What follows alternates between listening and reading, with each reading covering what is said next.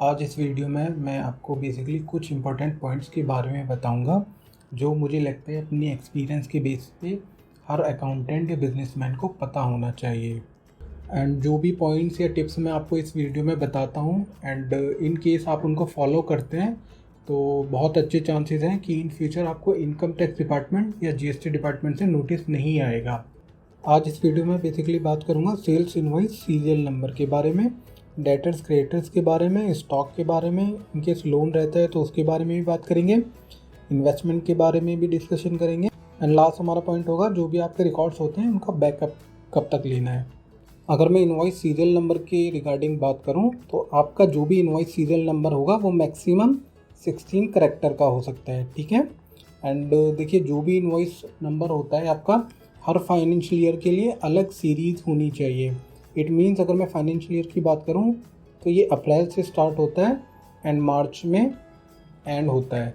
And देखिए अभी 31 मार्च 2022 जो आएगा इट मीन्स इसमें फाइनेंशियल ईयर 2022, 21, 22 एंड होगा एंड आपका 1 अप्रैल से नया फाइनेंशियल ईयर स्टार्ट होगा। तो अकॉर्डिंग टू जीएसटी लॉ आपको 1 अप्रैल से अपनी जो बिल बुक का सीरियल नंबर होगा उसको दोबारा से स्टार्ट करना है, ठीक है। एंड इनवॉइस सीरियल नंबर के हमने यहाँ पे एग्जांपल दिए हुए हैं तो आप कोई भी सीरीज़ स्टार्ट कर सकते हैं। ये बेसिकली मैंने चार्टर्ड हेल्थ प्राइवेट लिमिटेड का शॉर्ट फॉर्म लिया है, यहाँ पे आप अपनी कंपनी का शॉर्ट फॉर्म भी ले सकते हो, ठीक है। एंड दूसरा देखिए जो भी आपने इनवॉइस की सीरीज़ एक बार रख ली वो आप ड्यूरिंग द ईयर चेंज नहीं कर सकते हो, ठीक है। तो आपको वही सीरीज फॉलो करनी होगी। एंड इन केस आप ऑनलाइन बिलिंग कर रहे हैं तो इस टाइप की सीरीज़ के लिए मैं आपको रिकमेंड करूँगा। एंड इन केस आपका मैनुअल बिलिंग है तो उस केस में आपकी मजबूरी होती है कि 001, 002 इस टाइप की सीरीज़ फॉलो करनी होती है। इन केस आप ऑनलाइन बिलिंग सॉफ्टवेयर यूज़ कर रहे हैं तो आप इस टाइप की सीरीज़ फॉलो कर सकते हो, राइट। नेक्स्ट हमारा पॉइंट है डेटर क्रेडिटर लिस्ट। देखिए डेटर्स वो होते हैं जिनको आप बेसिकली उधार सेल करते हो, ठीक है। एंड क्रेडिटर वो होते हैं जिनसे आप उधार परचेज करते हो। तो बेसिकली आपको क्या करना है, एग्जैक्टली 31 मार्च के दिन आपको इस फॉर्मेट में अपने डेटर क्रेडिटर की लिस्ट बनानी है, ठीक है।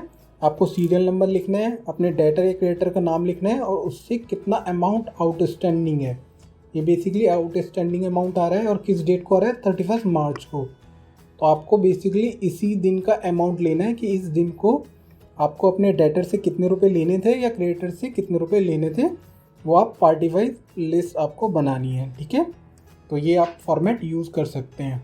एंड देखिए जो भी मैं आपको यहाँ पे टिप्स दे रहा हूँ या एडवाइस दे रहा हूँ ये बेसिकली जब आप अपनी आईटीआर या फाइनेंशियल स्टेटमेंट बनती हैं हर साल की उसमें बहुत हेल्प करते हैं, ठीक है। नेक्स्ट हमारा टॉपिक है फिजिकल स्टॉक, ठीक है। इन केस आप कोई ऐसे बिजनेस में हैं जहाँ आपका स्टॉक होता है, लाइक मे बी आप रिटेल ट्रेडिंग में हो, आप होलसेलर हो, आप मैन्युफैक्चरिंग यूनिट है, तो मतलब कोई किसी भी टाइप का बिजनेस है, इन केस आपके पास स्टॉक रहता है तो आपको इस फॉर्मेट में स्टॉक की डिटेल मेंटेन करनी है। और ये स्टॉक आप बेसिकली आपको 31 मार्च की डेट का ही मेंटेन करना है, ठीक है। तो आपको देखना है 31 मार्च 2022 को आपका जो भी गोडाउन या आपकी फैक्ट्री है वहाँ पर आपको प्रोडक्ट के नाम लिखने हैं, जो भी स्टॉक में है उनकी क्वांटिटी लिखनी है एंड जो भी उसकी अप्रॉक्सीमेट वैल्यू होगी वो आपको लिखनी है। इससे क्या होगा, जब भी हम बैलेंस शीट आपकी बनाते हैं तो उसमें बेसिकली स्टॉक की वैल्यू जाती है, तो उस टैग की वैल्यू को अगर हम जो भी एक्चुअल स्टॉक था उससे एक बार क्रॉस चेक कर लेंगे तो फाइनेंशियल स्टेटमेंट अच्छे बनते हैं, ठीक है। तो बेसिकली जो भी स्टॉक 31 मार्च को होगा उसी को आपको यहाँ पे रिकॉर्ड करना है, ठीक है। एंड दूसरे स्टॉक जब भी आप रिकॉर्ड करेंगे उसमें स्टॉक की जो वैल्यू होगी या उसकी क्वांटिटी वो जो भी आप बेस्ट एस्टीमेट बेसिस पर ले सकते हैं, ठीक है। इनकेस आपको एक्चुअल नहीं पता है तो आप जो भी बेस्ट एस्टीमेट के बेसिस पे ले सकते हैं। नेक्स्ट हमारा पॉइंट है बेसिकली लोन।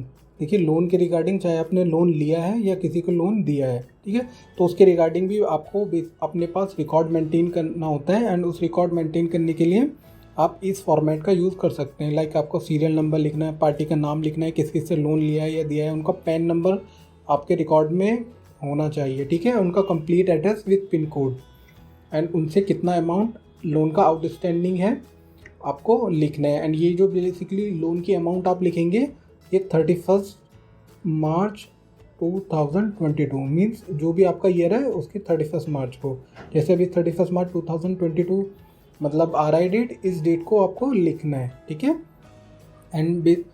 एंड यहाँ बेसिकली मैं एडवाइस करूँगा जो भी कैश लोन होता है उसको अवॉइड कीजिए, क्योंकि कैश लोन अलाउड नहीं है, आप पर पेनल्टी लग सकती है इक्वल अमाउंट की। लेट सपोज किसी से आपने 1 लाख का कैश लोन लिया, इन केस कल को डिपार्टमेंट की तरफ से नोटिस आता है एंड वो उनको पता लगता है कि कैश लोन लिया है आपने 1 लाख का, तो आप पर 1 लाख की पेनल्टी लगा सकते हैं। सो कैश लोन को हमेशा अवॉइड करना है। जो भी आपको लोन की ज़रूरत है वो बेसिकली आपको अपने अकाउंट में ही लेनी है एंड अपने अकाउंट से ही उसको रीपे करना है, ठीक है। एंड जिससे भी आप लोन ले रहे हैं उसका name, address and pan number आपके रिकॉर्ड में होना चाहिए। एंड देखिए, एक मोस्ट इम्पॉर्टेंट पार्ट ये है, जो भी आप NBFC से लोन ले रहे हैं या किसी बैंक से लोन ले रहे हैं तो उनका बेसिकली लोन रिपेमेंट शेड्यूल ज़रूर ले लीजिए जब भी आपका लोन सेंक्शन होता है, ठीक है। एंड इन केस आपका लोन सेंक्शन हो चुका है एंड आपके पास लोन रिपेमेंट शेड्यूल नहीं है तो आप बैंक को अप्रोच कर सकते हैं, बैंक से बात कर सकते हैं कि हमें लोन रिपेमेंट शेड्यूल चाहिए, तो वो आपको दे देंगे। देखिए, लोन रिपेमेंट शेड्यूल क्या होता है, इसमें बेसिकली लिखा होता है कि आपने कितना लोन लिया, राइट, एंड वो लोन कब कब EMI में जाएगा, कितनी EMI आपकी जाएंगी एंड उस EMI में कितना इंटरेस्ट होगा, कितना प्रिंसिपल, एंड हर EMI के बाद कितना लोन आउटस्टैंडिंग रहेगा वो भी लिखा होता है। एंड ये बहुत इंपॉर्टेंट डॉक्यूमेंट होता है बेसिकली आपके फाइनेंशियल स्टेटमेंट, बैलेंस शीट या ऑडिट करने के लिए। सो इन केस इसमें कोई आपकी कन्फ्यूज़न है तो आप हमसे कमेंट बॉक्स में पूछ सकते हैं या हमसे कांटेक्ट कर सकते हैं। नेक्स्ट हमारा पॉइंट है इन्वेस्टमेंट या पॉलिसीज़। देखिए, जो भी आप इन्वेस्टमेंट या पॉलिसीज़ करते हैं टैक्स सेविंग के लिए या बिना टैक्स सेविंग के लिए, तो बेसिकली आपकी कहीं डॉक्यूमेंटेड होनी चाहिए। मैं तो एडवाइस करूँगा कि आप जो भी आपके इन्वेस्टमेंट या पॉलिसीज़ रहते हैं उनका इस टाइप से एक एक्सेल बना सकते हैं एंड उस एक्सेल में आप लाइक कि फ्लैट में कितना इन्वेस्टमेंट है, LIC पॉलिसीज़ की value, health insurance, mutual fund, FD या जो भी दूसरी आपके एसेट हो सकती हैं, इस टाइप से एक्सेल में लिख सकते हैं। उनके बारे में थोड़ा डिटेल लिख देना है एंड कितनी वैल्यूज़ हैं वो आपको लिखनी है। सो जब आप ITR फाइल करेंगे तो उस टाइम पे इन सब वैल्यूज़ की ज़रूरत होती है, ठीक है। एंड ये जो आपको बेसिकली वैल्यूज़ लिखनी है वो 31 मार्च को ही लिखनी है कि 31 मार्च को उनकी वैल्यू क्या थी।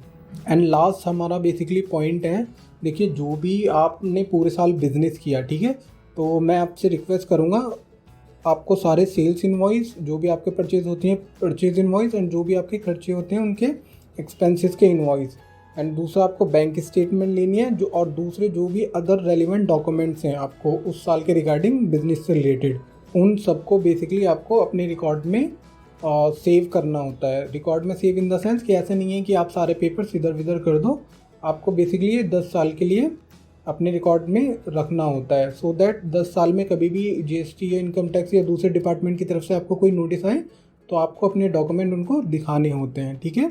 तो ये हेल्प करेगा आपको इन फ्यूचर नोटिस आते हैं तो उसका बेटर रिप्लाई करने में, एंड आपको ये पेनल्टी से बचाएगा, ठीक है।